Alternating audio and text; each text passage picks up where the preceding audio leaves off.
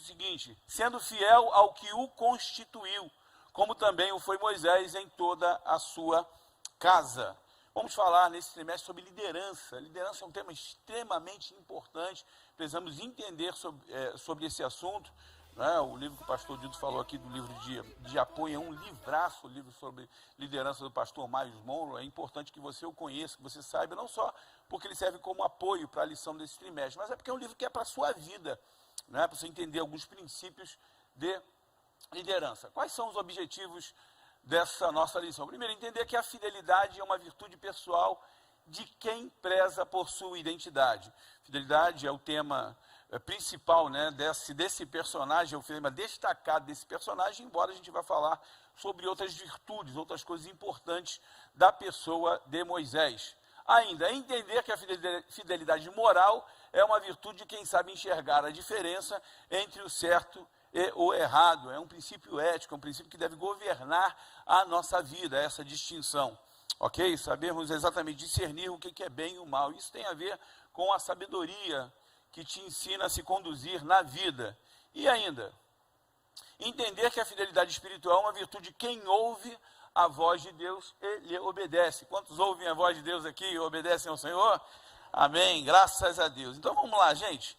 Em primeiro lugar, antes de qualquer coisa, a gente vai pensar o seguinte: Moisés, assim como outros personagens que nós vamos estudar nesse trimestre, ele é um líder espiritual que encarna as grandes características que são listadas na Bíblia: piedade, temor a Deus, coragem, muitas virtudes. No entanto, nós sabemos que todas as características desses homens de Deus, inclusive desses que são elencados aqui nesse trimestre, as características de Cristo, com certeza ofuscam todos esses líderes. Não é à toa que a nossa 13ª lição desse trimestre fala da pessoa do Senhor Jesus Cristo, que é o líder por excelência. Hoje nós vamos nos ater à figura de Moisés. A Bíblia fala dessa fidelidade de Moisés. E a fidelidade, ela faz parte dos chamados atributos comunicáveis de Deus. Os atributos comunicáveis são aqueles que o Criador, ao nos fazer imagem e semelhança dele, nos impregnou. Nós somos capazes de ser fiéis, nós somos capazes de amar. São virtudes que Deus tem, ou características que Deus tem, que são comunicadas a nós. O amor de Deus governa a sua fidelidade. A Bíblia nos diz que na sua fidelidade o Senhor guarda o seu conserto até 1000 gerações. A Bíblia diz lá em Lamentações 3:23, as misericórdias do Senhor são a causa de não sermos consumidos. A sua fidelidade se estende de geração a geração. Deus é um Deus fiel. E a Bíblia diz que Deus se mantém fiel, mesmo nós sendo infiéis. A Bíblia diz lá em 2 Timóteo, capítulo 2, versículo 13, que Deus não pode negar-se a si mesmo. E se formos infiéis, Deus permanece fiel. Isso é algo extremamente importante. E essa lição, ela vai falar da fidelidade de Moisés, desse personagem bíblico que é tão importante para a gente. Então, antes mesmo da gente falar de fidelidade, eu queria passar aqui para vocês o que é liderança. Claro que eu vou passar assim bem en passant, assim, só para a gente ter uma ideia do que isso significa para nós. Então vamos lá, gente. Primeiro, o que é liderança? Liderança está lá, o processo de conduzir as ações ou influenciar o comportamento e a mentalidade de outras pessoas.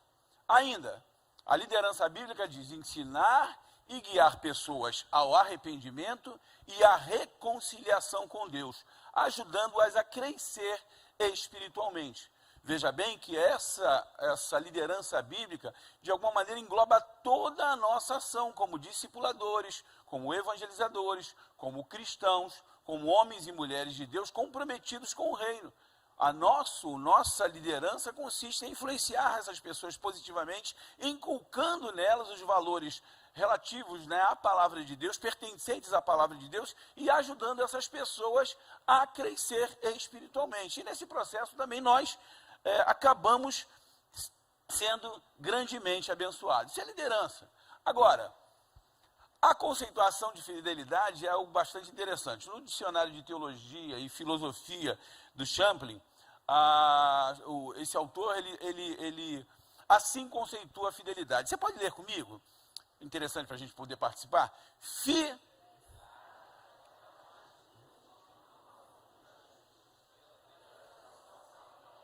A uma pessoa ou causa,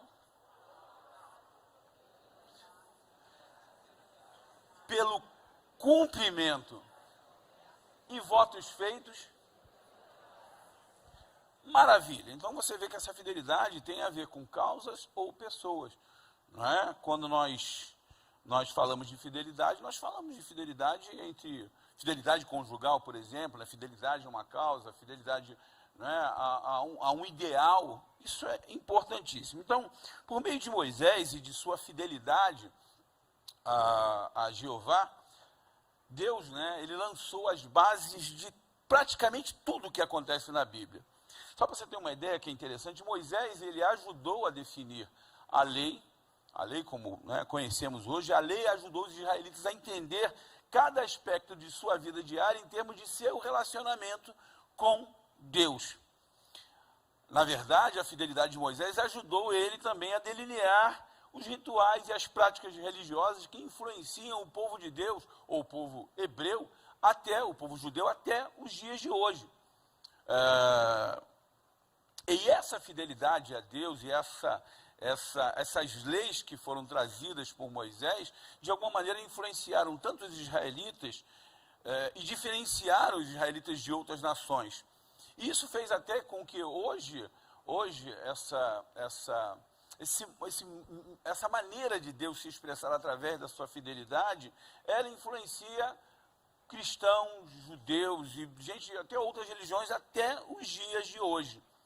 Vejam bem, quando nós falamos de Moisés, nós falamos de Moisés como sendo um hebreu no Egito, né? Uma pessoa que está num lugar distante da sua nacionalidade. E a história de Moisés é a história de um homem que viveu 120 anos, e é conhecida por cristãos e não cristãos e gente de todo mundo. Do nascimento à morte de Moisés, você pode ver que é uma das biografias mais lindas, mais amplas de todas as escrituras. Na verdade, existem pelo menos 800 menções ao nome de Moisés na Bíblia Sagrada. E quase tudo que envolve o Pentateuco envolve Moisés de alguma forma. Isso significa o quê? Se ele não está fazendo algo, ele está dizendo algo, ou então Deus está dizendo algo para ele. Na verdade, as únicas pessoas que a Bíblia dá mais destaque do que Moisés são apenas Jesus e Davi.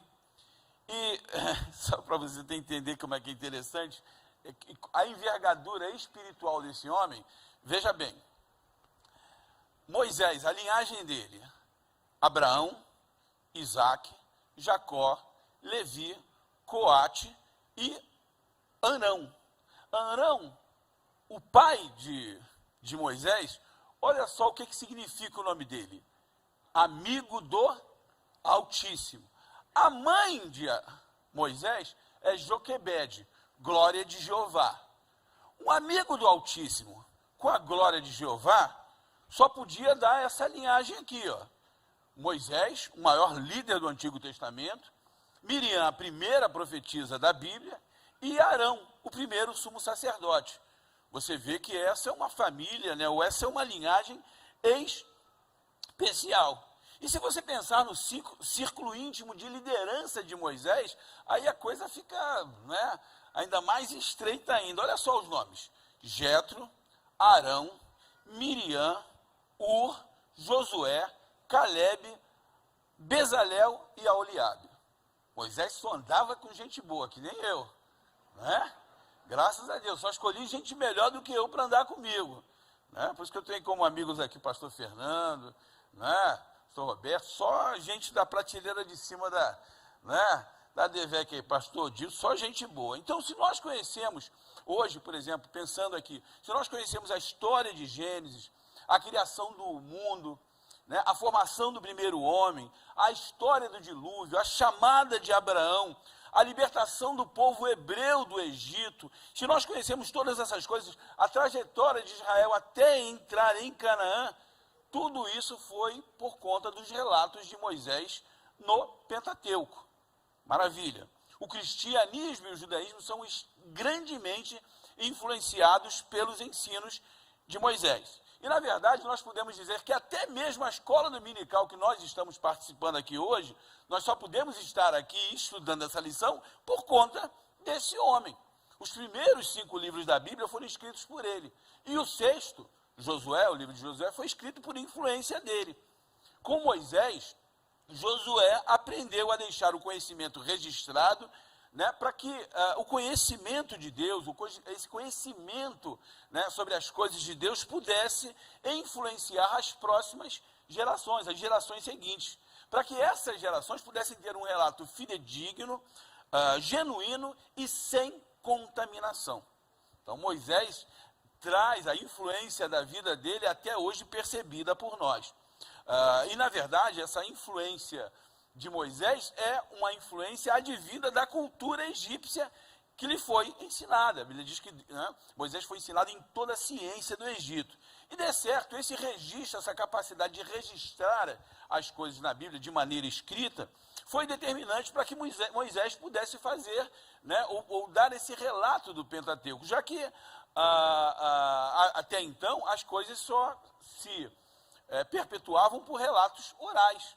Né, a tradição, a oralidade. Moisés, aprendendo, né, que os egípcios tinham, né, essa coisa de documentar, de guardar as coisas, de preservar, né, a cultura, com certeza, influenciado também, claro, né, e motivado por Deus e usado por Deus, registrou as coisas que nós entendemos nos dias de hoje. Moisés foi tão importante que o seu legado continua formando líderes até mesmo nos dias de hoje.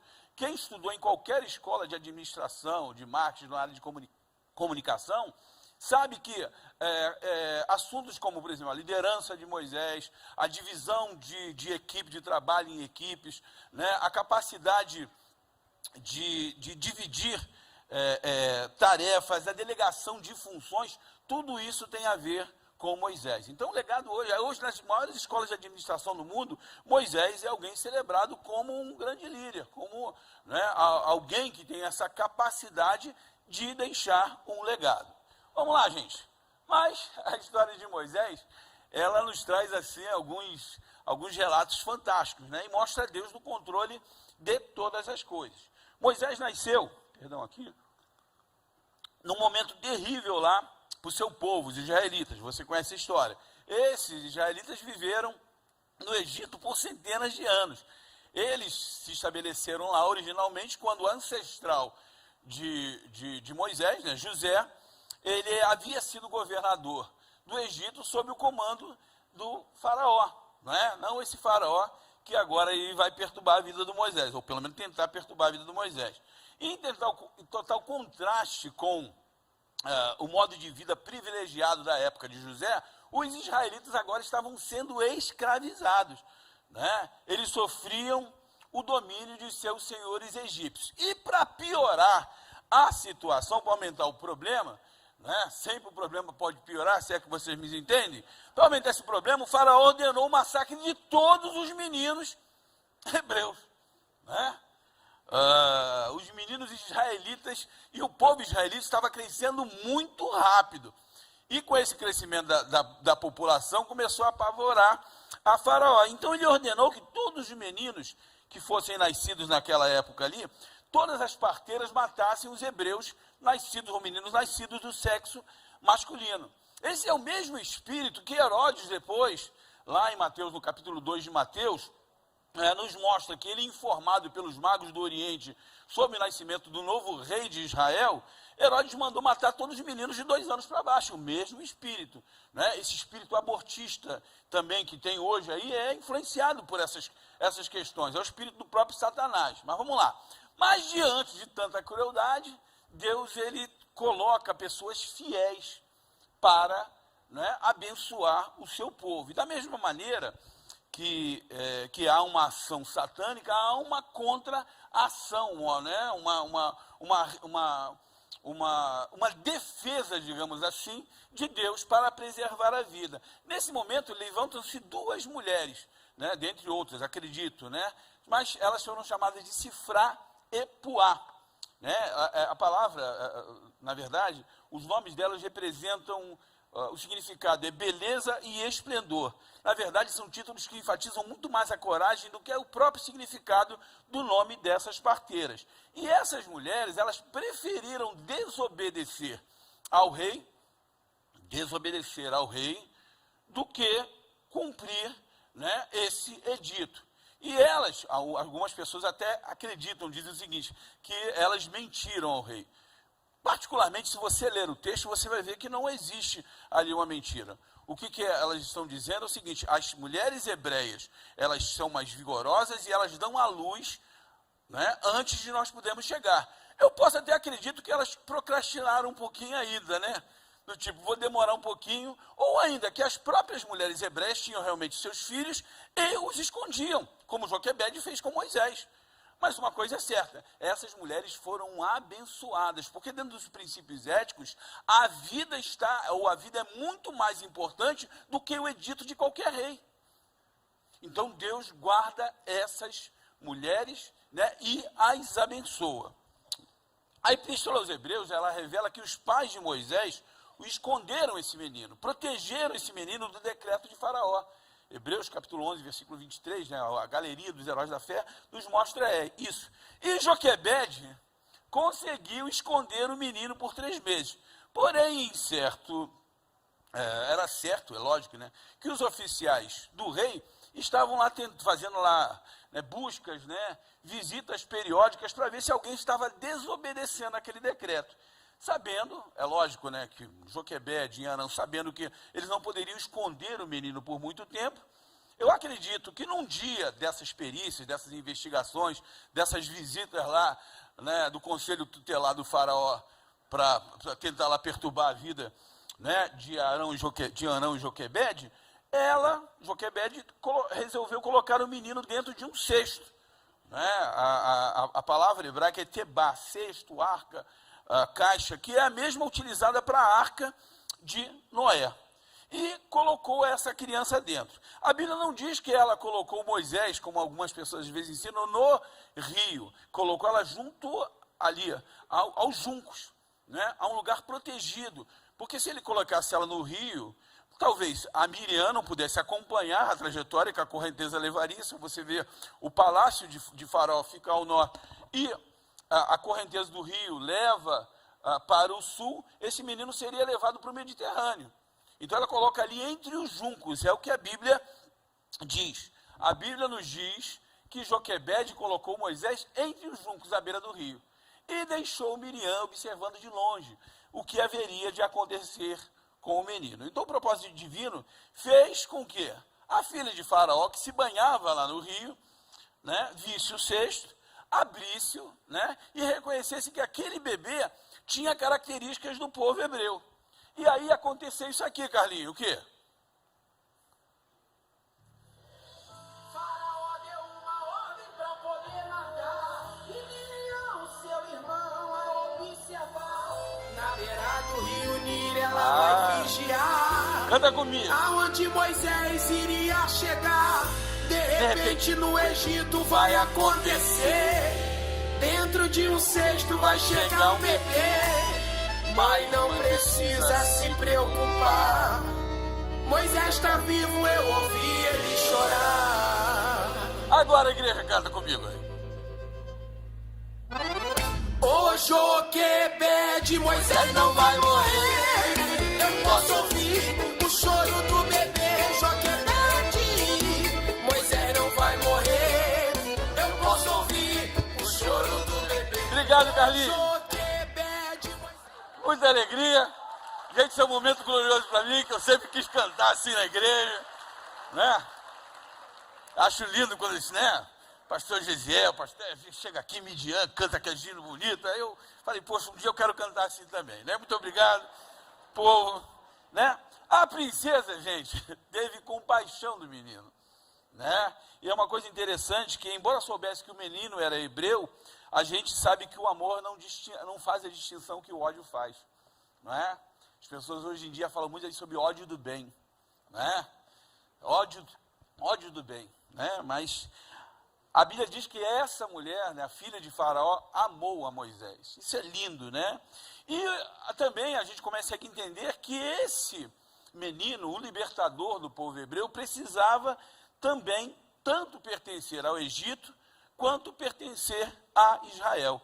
Veja que no capítulo 2, no versículo 19, na passagem que mostra Moisés acudindo lá as filhas de Jetro, lá junto ao poço, e afugentando os pastores, as mulheres identificam Moisés como um egípcio que as defendeu dos pastores. Depois tirou a água e deu de beber ao rebanho. Então foi importante para Moisés, para que ele pudesse identificar com ambos os povos. Primeiro para quê? Para poder conversar com o faraó, para poder entender a cultura do povo hebreu. E de certo modo a gente pode ver que isso também aconteceu com Jesus. Jesus foi chamado de Galileu, Jesus foi chamado de Nazareno, e até mesmo, em termos pejorativos, Jesus foi chamado de samaritano. O Emanuel, né, o Deus conosco, o Deus como conhecemos, não era desse mundo. A Bíblia diz que ele se tornou homem para conhecer as nossas dores, contudo sem pecar, né? E a palavra de Deus nos diz que a semelhança de Moisés, também, para que se cumprisse aquilo que foi dito pelo profeta, a Bíblia diz, do Egito chamei ao meu filho. A vida de Moisés tem semelhanças muito interessantes com a vida de Jesus, e a gente vai falar sobre isso aqui. Então a filha de Faraó resolveu tomar o menino para si. Então rapidamente, né, Miriam ali, uma menina de 12 anos, buscou arranjar uma ama para cuidar daquela criança. E a princesa aceitou a oferta. Assim, sem que a filha de Faraó soubesse, Miriam apresentou a sua própria mãe para cuidar do menino, até pelo menos o fim do período, né? Alguns historiadores do aleitamento materno, ali 4, 5 anos. Joquebede recebeu então autorização real para amamentar e criar seu filho livremente. E o melhor de tudo, né, seria paga por isso, né? Deus deu ao mesmo tempo a Joquebede seu filho, a autorização para cuidar dele e ainda uma remuneração, que eu acredito que devia ser muito legal, porque, né, a Bolsa Família do Egito devia ser muito, né? Com o tesouro de Faraó, Moisés vai ser sustentado. Olha que paradoxo, que coisa linda da ação de Deus. Quem Faraó queria matar, agora Faraó vai cuidar. Lindo isso, né? O Senhor fez com que Moisés fosse então educado em sua primeira infância, nos princípios, nos valores do povo de Israel, nas promessas divinas dadas aos patriarcas. E na primeira, a gente sabe, né? É na primeira infância que as crianças de 4, 5 anos, né, que se forma o caráter humano. Por isso que é muito legal a gente trazer as crianças aqui dentro da igreja, né? Mais do que a gente celebrar como pais, né, ficar feliz e tal, trazer a criança, ensinar a criança no caminho que deve andar, né, é algo importante. Foi esse caminho que Joquebede e Arão colocaram, né, se colocaram junto de Moisés. E ainda, a gente pode ver, aquele que foi retirado do rio, onde os inimigos queriam afogá-los, seria a pessoa que faria com que a nação israelita passasse pelas águas e logo depois veria seus inimigos vencidos, afogados pelas águas do Mar Vermelho. Moisés então foi instruído em toda a ciência do Egito, né? De volta aos braços da mãe, o menino estava garantido, né? Estava seguro. E ainda financeiramente, no capítulo 2 de Êxodo, versículo 9, a palavra de Deus diz, né? Eu darei teu salário. Ele, né? A mãe ainda ia ganhar salário para cuidar da criança. E com o dinheiro que recebeu, tenho certeza, né? Joquebede e sua família teriam também as suas necessidades materiais supridas. Moisés aprendeu com sua mãe segredos que ele precisava levar para a vida toda. Um deles era, Moisés, você é hebreu, tu não é egípcio não, mano. Vou te mandar real aqui, ó. Tu é desse povo aqui, que é escravo, né? E de acordo com a história dos hebreus, eu sei que é complicado às vezes você citação, mas é um livro interessante, a história dos hebreus do Flávio Josefo, mostra que quando Moisés ainda bem pequeno, ele foi levado à presença de Faraó, e a tradição diz que Faraó teria tirado a coroa da cabeça dele e colocado sob, né, a cabeça de Moisés, do pequeno Moisés, e quase que vaticinado a ideia de que ele seria o futuro governador, o futuro imperador do Egito. E no palácio, né, você sabe, Moisés vivia ali uma vida de playboy, né, comia a melhor comida, tinha as melhores roupas, né? Mas aí manteve ali um Armani, um Hugo Boss, né, daquela época ali, estudou nos melhores colégios, né, tipo um São Bento lá, um Marista São José daquela época, né, foi estudar na Harvard daquela época, porque o Egito era o grande, né, lugar de conhecimento no mundo. E quando a Bíblia diz que Moisés foi instruído em toda a ciência dos egípcios, esse era o sinal do nível de conhecimento mais alto existente naquela época. A formação de Moisés em toda a ciência do Egito é a prova de que para liderar o povo de Deus, as pessoas precisam ter condições, né, de enfrentar os que não servem a Deus em igualdade intelectual. Cara, isso é muito importante. Não se pode admitir de maneira nenhuma que nós tenhamos líderes à frente do povo de Deus que sejam menos preparados do que os líderes incrédulos. Muitas das pessoas não vão dar crédito quando a gente falar de Bíblia para eles, mas quando a gente provar através da Bíblia, que, né, a ciência através da Bíblia,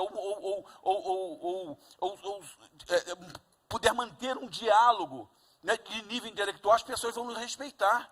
Isso é extremamente importante, não é? Se a pessoa não acredita em Deus, não adianta você tentar falar às vezes de Bíblia para ela. Você vai ter que, né, buscar conhecimento para poder ter legitimidade para mostrar para ela falar sobre Bíblia.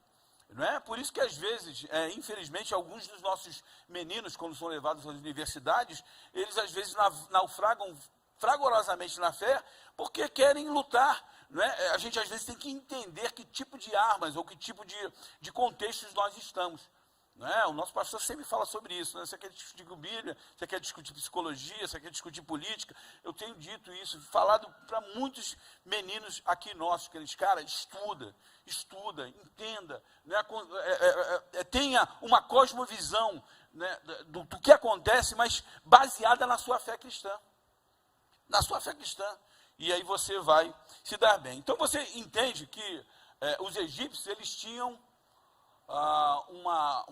um tipo de cultura interessantíssimo. Por milênios, o Egito manteve uma cultura surpreendente e única, complexa e estável, que influenciou inclusive as culturas posteriores da Europa. Os egípcios, eles tinham, né, um saber científico assim, gigantesco já naquela época. Há relatos de que eles faziam cirurgias no estômago, no cérebro, a arte de mumificação, né, de embalsamento dos corpos de homens, de aves, de animais, que encontram-se intactos até os dias de hoje, ainda hoje causam espanto na comunidade científica. Se você observar que, né, as pedreiras mais próximas do local onde as pirâmides foram construídas distanciam de 15 quilômetros. Como é que esses caras arrastaram esses grandes blocos para construir aquelas pirâmides que permanecem até os dias de hoje? É claro que é ciência, não é? Tem muito conhecimento envolvido nisso aí. E certamente, eu acredito que os filósofos, né, os sacerdotes egípcios, tentaram incutir na mente de Moisés as suas crenças religiosas. Mas uma coisa é certa, né? As instruções que a sua mãe lhe deu, os registros, né, o ensino que Joquebede lhe deu, marcaram a vida de Moisés, ficaram impregnados em sua alma por toda a sua vida. E isso foi importantíssimo para que ele pudesse se tornar o líder que foi. Agora veja bem, Moisés é um hebreu de hebreus também, um hebreu no Egito e é um hebreu de hebreus. A Bíblia nos mostra o seguinte, ó, apesar de seu status e estilo de vida luxuoso, no entanto, ficaria claro que Moisés se lembrava de suas raízes e que simpatizava com seus companheiros israelitas escravizados. No relato bíblico diz que ele, ao presenciar a briga de um egípcio com o hebreu, Moisés assumiu o lado do hebreu e aí feriu o egípcio, matou o egípcio, imaginando que ninguém, né, que ninguém tivesse ele com o seu celular, né, filmando ali, escondeu o corpo. Só que no dia seguinte ele presenciou uma briga entre dois hebreus. E aí, ao tentar salvar o hebreu que estava sendo afligido, a Bíblia nos diz que o outro falou o seguinte, olha, quem te tem posto a ti como juiz sobre nós? Por acaso queres matar-me como matou, ou como mataste o egípcio? Moisés viu que o negócio ia ficar esquisito, porque matar um egípcio era algo também digno de pena de morte. E ele fez o seguinte: meu irmão, vou fingir que é gás e vou vazar. Se mandou, né? Saiu correndo, porque Faraó já tinha dito que iria matá-lo. Então, diante da interpelação, Moisés entendeu que fora visto, ele não ficaria impune, ele tinha que salvar a sua própria vida. A infidelidade dele ao Egito custaria a sua própria vida. Então, temendo, né, um dano maior, o filho de Joquebede deixa o Egito e foge para Midian.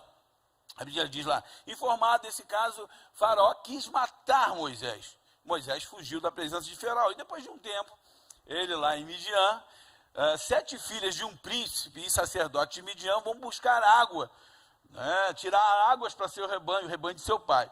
E estava tudo bem, até que de repente alguns pastores apareceram. Acreditem, infelizmente existem pastores maus, né?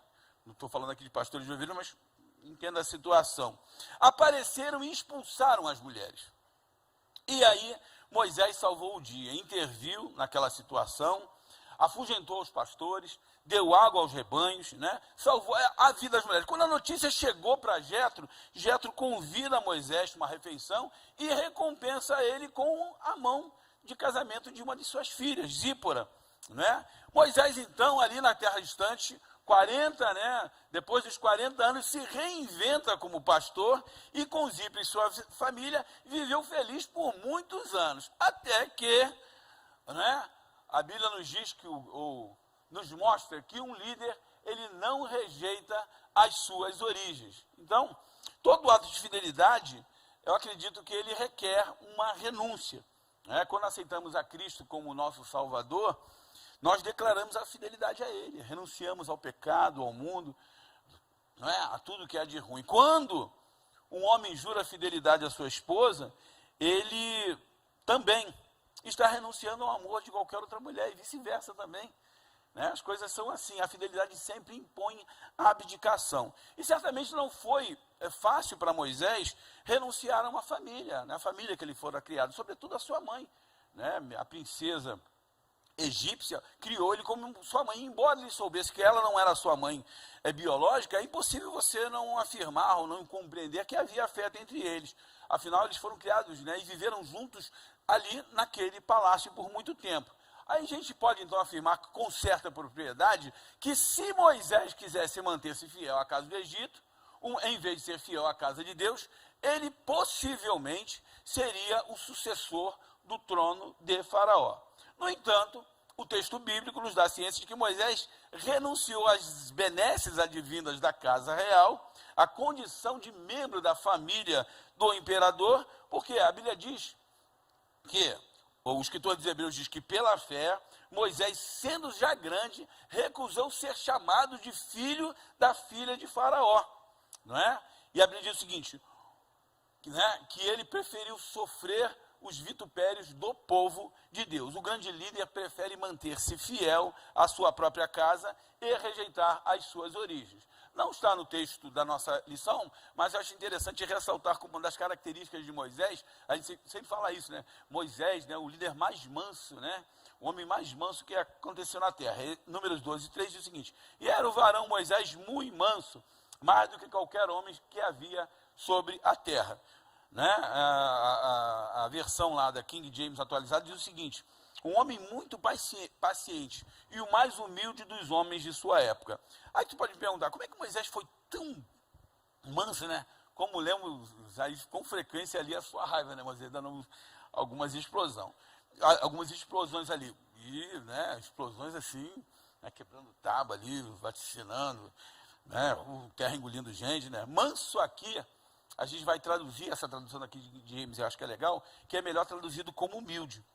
Moisés, como uma figura de Cristo, ele teve que deixar a sua posição elevada, né, ele era um príncipe, e se tornar humilde como seus irmãos, para cumprir o propósito de libertá-los do Egito. Assim como Moisés não foi envolvido com a escravidão do Egito, Jesus Cristo também não se envolveu com o pecado. Hebreus capítulo 4, versículo 15, a palavra de Deus nos diz: pois não temos um sumo sacerdote que não possa compadecer-se das nossas fraquezas, mas sim alguém que, como nós, passou por todo tipo de tentação, porém sem pecado. O grande líder, então, ele é forjado por Deus. Moisés é um tipo de Cristo. Observem essa tabela aqui, ela é um pouquinho extensa, mas é interessante a gente fazer paralelos entre a figura de Moisés e a figura de Jesus. Eu posso fazer o seguinte, eu vou ler a coluna ou a parte que diz respeito às características ou às situações que Moisés viveu, e você lê para mim, vocês leem para mim, o que aconteceu com Jesus. Então, por exemplo, lá está dizendo assim, Moisés apontou 70 anciãos. Jesus. Moisés apresentou um sucessor. Moisés enviou 12 espias. Moisés foi um grande profeta.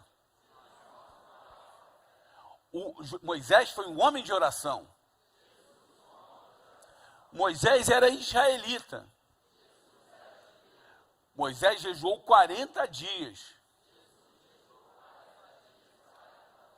Moisés teve um ministério de milagres. Moisés teve a morte desejada quando recém-nascido.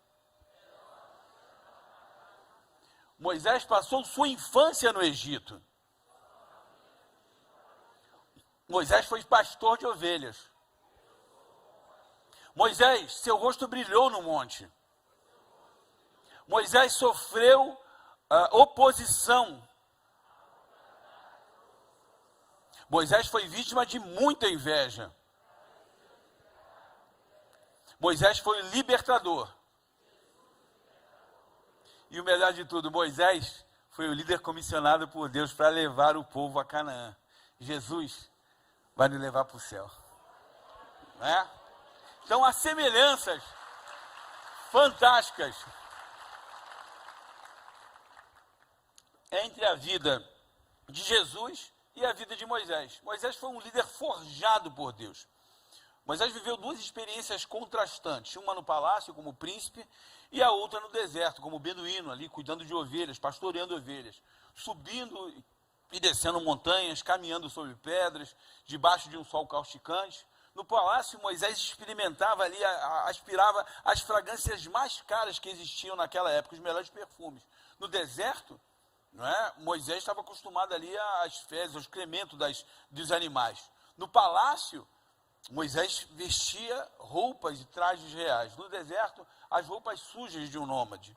Tais experiências, né, as experiências de Moisés no palácio e no deserto, serviram cada uma a seu tempo para forjar o caráter do grande líder da nação hebreia. O menino que foi salvo pelas mãos de uma egípcia voltaria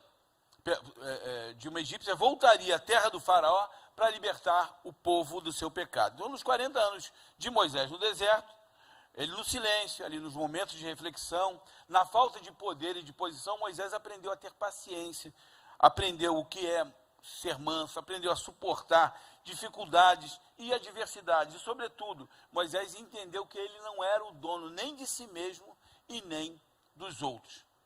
E aí Moisés foi chamado, né? O chamado de Moisés.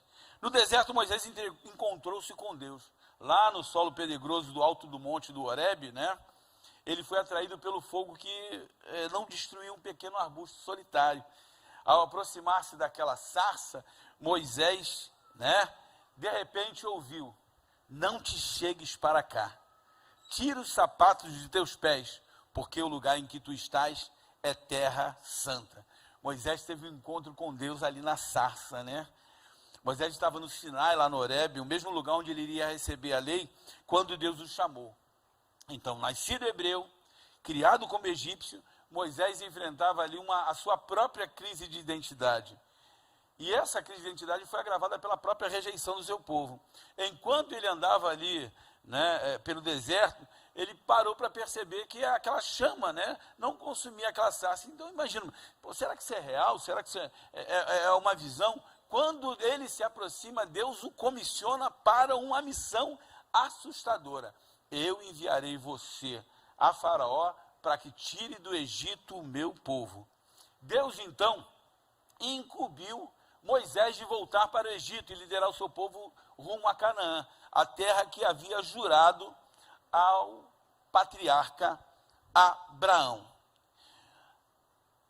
Moisés mostrou-se muito relutante, né? Uma missão dessa, de envergadura fantástica. Ele levantou uma objeção atrás da outra, e todas as objeções elas foram rebatidas por Deus. Mas talvez o cerne da dúvida de Moisés era saber o seguinte: quem sou eu? O dilema de Moisés era muito complicado, né? Na verdade, talvez isso fosse mais complicado do que dizer: olha, eu não me sinto qualificado para essa tarefa. Mas a resposta de Deus, fantástico, né? A resposta de Deus para Moisés não foi: não, peraí, Moisés, que isso? Você é o melhor que nós temos nos nossos quadros. Você foi, né, educado em toda a cultura. Você tem pós-doutorado, pós-doc, né, na Harvard do Egito. Você é o cara, Moisés. Olha, Moisés, você tem... Deus não disse para Moisés. Deus disse para Moisés assim: eu sou. O que daria autoridade a Moisés? O que nos dá autoridade é a identidade de Deus na vida da gente. É a presença de Deus na vida da gente. Quando Deus diz: olha só, não é você, é o eu sou, está te enviando, não é? Eu estarei com você. Sou eu que pelejo as tuas batalhas. Eu irei contigo. Aonde pisares a planta dos teus pés será vosso. Deus está conosco, e isso é que nos garante a nossa vitória. Então, mesmo relutante, Moisés volta ao Egito para conduzir o seu povo para fora do Egito, libertando da escravidão e dos trabalhos forçados. É interessante a gente perceber na vida de Moisés, cara, tenho anos de crente e nunca tinha me tocado, e falei: rapaz, é mesmo, eu não tinha pensado nisso profundamente. Deus chama Abraão de seu amigo, mas com Moisés ele é o único que fala, que Deus fala com ele face a face. A envergadura espiritual desse homem é algo fantástico. Nem Abraão, amigo de Deus, teve esse privilégio. Talvez seja por isso que ele é considerado o maior profeta de Israel. Vamos lá, gente. O retorno. Estamos caminhando aqui final. Após, de novo assinando ali, né? Charlton Heston e o Brilha. Quem não assistiu, mano, assista. 10 Mandamentos, um filmaço. 3 horas de duração, cine pipoca, né? Muito filmaço, né? Após muito relutar, Moisés partiu em missão para o Egito, em obediência a Jeová. E muitos foram os embates com o faraó. O faraó foi o primeiro agnóstico da Bíblia, né? Ele perguntou: quem é o Senhor? Né? Na verdade, ateu é quem não acredita em Deus. O faraó com certeza acreditava nos deuses do Egito, mas ele não conhecia Jeová. Ele perguntou: quem é esse? Né? Jeová.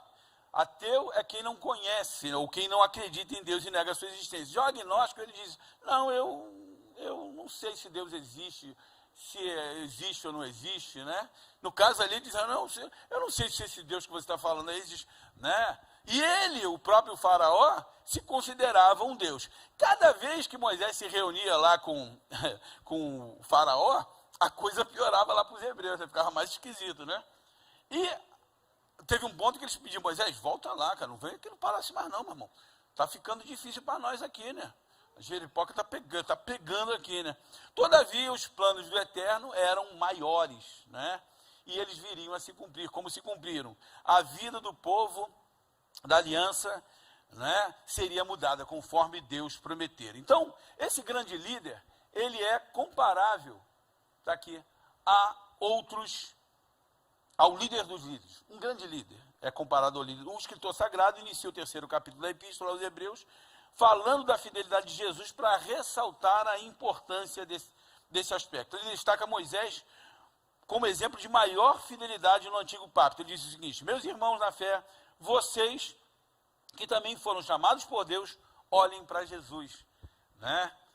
Pois ele foi fiel a Deus, que o escolheu para esse serviço, assim como o texto bíblico da nossa lição diz, como Moisés foi fiel no seu trabalho em toda a casa de Deus. A gente sabe então que o líder não é aquele que simplesmente dá ordens, aquele que simplesmente manda, mas muito pelo contrário, esse líder tem que ser alguém que sabe levar as pessoas para a direção pretendida. Um líder é alguém que, ao encaminhar as pessoas para a direção almejada, ele faz isso com persuasão, através do convencimento. O líder não dá ordem para serem cumpridas de fora para dentro. O líder incute a sua visão de dentro para fora.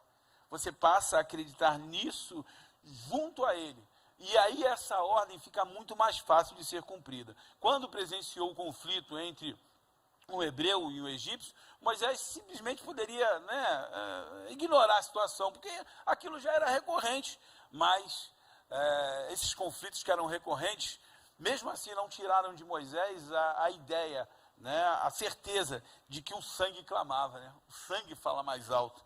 Moisés, então, ele desfrutava de todo o conhecimento que o palácio lhe havia lhe dado, mas na hora de se posicionar, ele não teve dúvidas em escolher o povo hebreu em detrimento dos egípcios, ficar do lado dos escravos hebreus em detrimento aos egípcios. A fidelidade tem um custo. Assim como Jesus não hesitou em entregar sua vida para o resgate de muitos, Moisés decidiu pagar o preço para o resgate dos seus irmãos.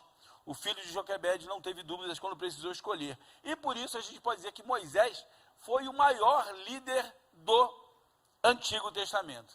Gente, Moisés foi legislador, juiz, patriarca, profeta, chefe de Estado, engenheiro, arquiteto, advogado, psicólogo, cavador de poço, pastor de ovelhas e líder de milhões.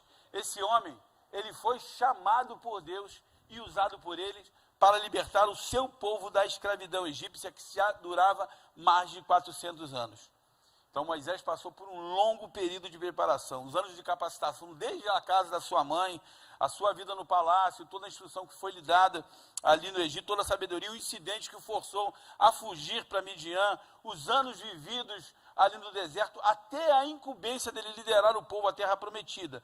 Tudo isso ajudou a forjar esse homem forte, esse homem que era capaz de renunciar às riquezas desse mundo. Através da liderança de Moisés, eu aprendo algumas coisas aqui. Estou caminhando realmente agora ao final. Em primeiro lugar, o chamado divino tem como objetivo glorificar a Deus. O exercício da liderança bíblica não tem como objetivo a perpetuação do seu próprio nome. Você é chamado para ser líder, para glorificar a Deus através da sua vida e para abençoar os seus liderados. O líder que realmente foi chamado por Deus não deve trabalhar em benefício próprio, objetivando a sua própria glória, mas ele deve estar sempre buscando abençoar ou glorificar aquele que o chamou. Outra coisa que eu aprendo com a liderança de Moisés é que decisões devem ser tomadas, mesmo se elas envolvam medo e risco. Hebreus 11, 27, a palavra de Deus nos diz: pela fé deixou o Egito, não temendo a ira do rei, porque ficou firme, como quem vê aquele que é invisível. Moisés tomou a decisão de abandonar a segurança, entre aspas, que era proporcionada ali no Egito, e sair para a terra prometida. Moisés, ele, mesmo sabendo que teria que passar pelo deserto, ele preferiu confiar em Deus. A outra coisa que eu aprendo com Moisés é, quando Deus diz para marchar, é hora de se mover. Hebreus 11, 29, a palavra de Deus nos diz: pela fé os israelitas atravessaram o Mar Vermelho como por terra seca, e tentando isso, os egípcios foram afogados. Queridos, é a responsabilidade do líder espiritual liderar o povo de Deus através do Mar Vermelho da vida. Às vezes, esse mar está à frente de nós, as montanhas nos cercam, o inimigo está vindo furioso através de nós. Mas se Deus disse que vai abrir um mar na frente da gente, pode confiar nele, mano. Pode dar o primeiro passo. O Senhor estará conosco. Um líder verdadeiro tem senso de justiça. Você vê isso, a história de Moisés mostra ali a primeira vez ele intervindo num embate entre um egípcio e um hebreu, para salvar um hebreu. Depois, ele se levanta para defender um hebreu de um outro hebreu. E depois a própria Bíblia nos mostra que numa terceira vez, ele está lá defendendo as mulheres, as filhas de Jetro, e dando água ali para o rebanho. Um verdadeiro líder tem senso de justiça e está pronto para lutar por ela. Por último, os líderes precisam de algumas pessoas para segurá-los quando estão ao seu lado. Você conhece a passagem lá do capítulo 17 de Êxodo, né? Josué estava lá lutando contra os amalequitas, e enquanto Moisés erguia as suas mãos, Israel prevalecia. Mas à medida que a batalha se prolongava, Moisés foi cansando e ele precisou que Arão e Hur sustentassem os seus braços, né? Então, o verdadeiro líder precisa de alguém para apoiá-lo. Líderes sabem que não podem prescindir da oração do seu povo. Ore pelos seus líderes, ore pelos seus pastores, ore pelos homens que os abençoam. Nós precisamos, os líderes aqui, os pastores daqui, os homens de Deus, precisam da oração do povo, porque o encargo é muito grande e a gente sabe que é impossível você liderar sozinho. Por último, agora sim, né, as riquezas de Cristo são maiores do que as riquezas do Egito. Mesmo que o caminho para as riquezas de Cristo nos leve ao sofrimento, acreditem, queridos, ainda vale a pena seguir ao Senhor. Hebreus capítulo 11, versículo 26 diz: tendo por maiores riquezas o opróbrio de Cristo do que os tesouros do Egito, porque ele tinha em vista a recompensa. Nós temos também uma recompensa, né? Como diz aquela música lá, ainda bem que eu vou morar no céu, né? Ainda bem. A recompensa, o Senhor, o justo juiz, né? O Pai amado vai nos dizer: vinde benditos de meu Pai, possuir por herança o reino que está proposto desde antes da fundação do mundo. Entra no gozo do teu Senhor. Caramba, cara, que coisa linda, mano. Quando eu vi isso, né? O Senhor diz no centro, entra aqui, aqui Abraão, aqui o Abraão, Isaac, oh, maravilha, oh, Jacó, Adão, sei lá, não sei se vai, mó vacilão, não é? Caraca, que coisa linda, gente. O filho de Joquebede, então, ele teve de escolher entre viver os prazeres da vida e as riquezas, viver os prazeres e as riquezas dessa vida, ou padecer com a sua casa até que ela se tornasse uma nação. E a gente hoje pode afirmar: Moisés fez a melhor escolha. Moisés fez a melhor escolha. E assim, como Moisés, ou como fez com Moisés, o nosso desejo hoje ainda é que o Senhor levante entre nós, ainda hoje, pessoas com extraordinária capacidade de liderança, que possam fazer a diferença. Não apenas aqui na igreja, mas diferença na sociedade. Deus nos abençoe, em nome de Jesus.